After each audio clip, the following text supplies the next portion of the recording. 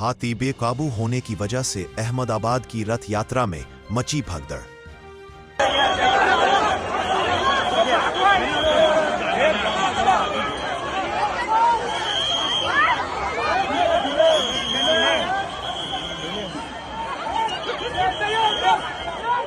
यात्रा के दौरान बढ़ते शोर शराबे और हुजूम की चीखों पुकार की वजह से हाथी खौफजदा हो गया। इंतजामिया की तरफ से मौके पर मौजूद जू अथॉरिटी और महावत फौरन हरकत में आए और हालात को काबू में किया। इस वाक़े के बाद 3 हाथियों को एहतियातन रथ यात्रा से अलहदा कर दिया गया।